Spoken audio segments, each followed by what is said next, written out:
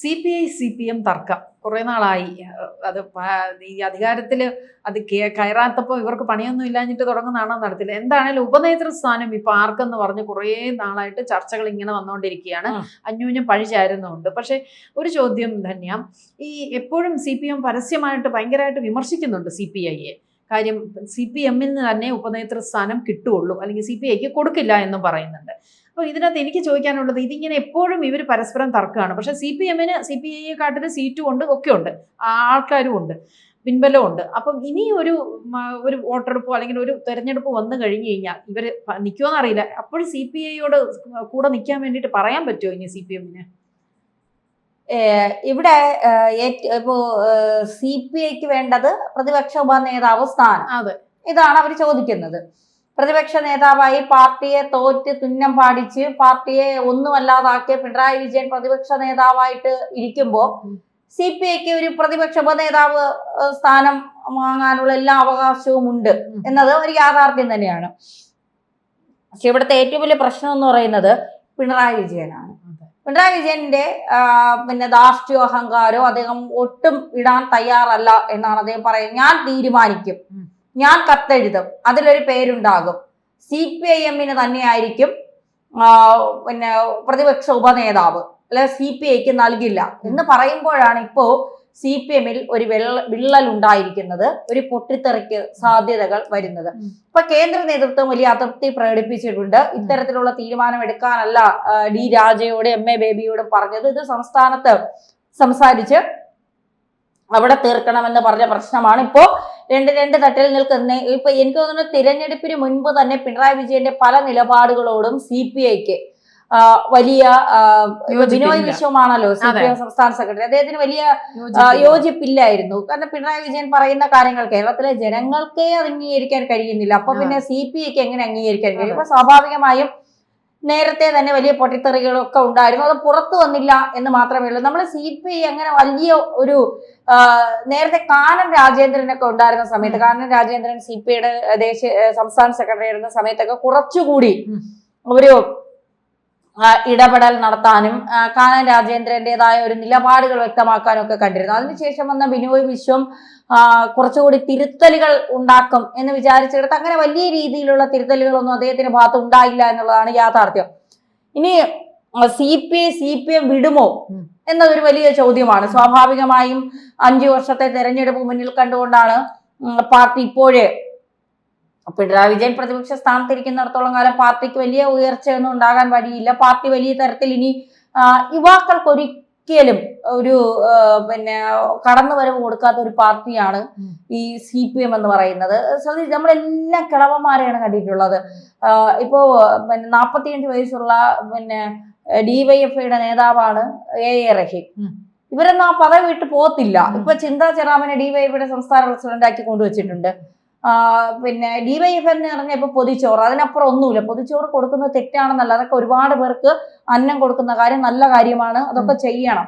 പക്ഷെ അതിൽ മാത്രം അവിടെ ഒതുങ്ങുന്ന ഒരു DYFI ആണ് നമ്മൾ കാണാം. അപ്പൊ SFI ആണെങ്കിൽ കുറെ അക്രമ രാഷ്ട്രീയം, SFIയിലേക്ക് പോകാൻ പോലും ഇപ്പോ കോളേജിലെ പിള്ളേർക്ക് വലിയ ഭയമാണ്.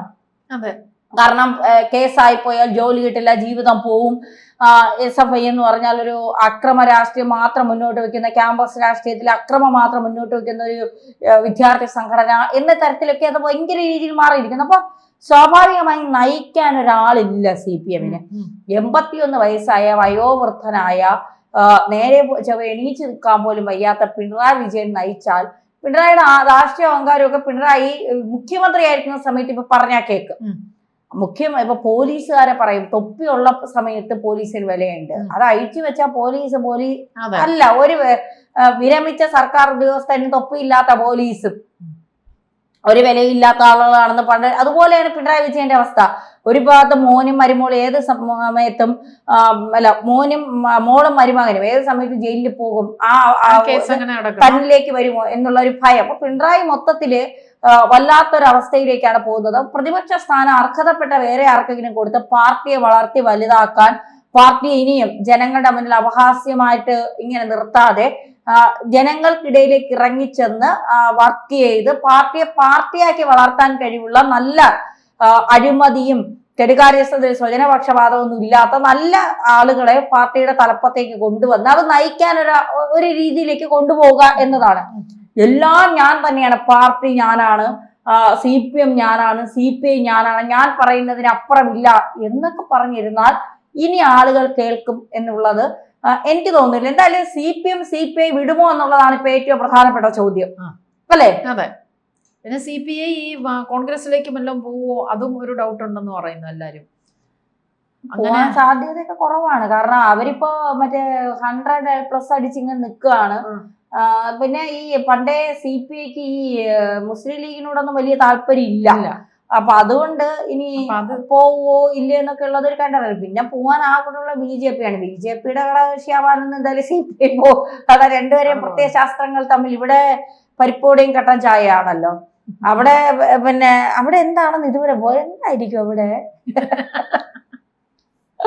അപ്പൊ അതുകൊണ്ട് എല്ലാവർക്കും അധികാരം വേണമല്ലോ, അതല്ലേ മെയിൻ. പക്ഷെ CPM-ലായിരുന്നല്ലേ ഇത്രയും വർഷങ്ങളായിട്ടും CPM തന്നെ ആയിരുന്നു ഉപനേതൃ സ്ഥാനം ഉണ്ടായിരുന്നത്, CPIക്ക് കൊടുത്തിട്ടില്ല. അപ്പൊ തീർച്ചയായിട്ടും അടുത്തതും CPIക്ക് ആളില്ലാത്ത സ്ഥിതിക്ക് CPM-ന് തന്നെയായിരിക്കും ഉപനേതൃ സ്ഥാനം കൊടുക്കുക. പക്ഷെ എന്തുകൊണ്ട് CPI ഇപ്പൊ ഇങ്ങനെ ഭയങ്കരമായിട്ട് അവകാശവാദം പറയുന്ന ഒരു സൂചന കിട്ടുന്നില്ല, അതാണ് ചേച്ചി. അതിന്റെ ഒരു കാര്യം എന്താണെന്ന് വെച്ചാൽ എനിക്ക് തോന്നുന്നത് ഈ പിണറായി വിജയനെ കൊണ്ട് വലിയ ഉപയോഗമൊന്നും ഇനി പാർട്ടിക്ക് ഉണ്ടാവില്ല എന്ന് പാർട്ടി എന്ന് തിരിച്ചറിയുന്നുണ്ട്. എന്തിനാണ് ആ സ്ഥാനത്തേക്ക് പിണറായി വിജയനെ പിടിച്ചിരുത്തിയിരിക്കുന്നതെന്ന് ആർക്കും അറിയില്ല. കാരണം LDF അല്ലാതെ മറ്റാരുണ്ട്? ഈ ചോദ്യം ചോദിച്ചിട്ട് വയ്ക്കുന്നത് മുഴുവൻ പിണറായിയുടെ ഫ്ലക്സ് ആണ്. അത് കണ്ട ഏതെങ്കിലും ജനം വോട്ടിടുമെന്ന് ഇവര് വിശ്വസിച്ചെടുത്താണ് ഇവരുടെ പരാജയം.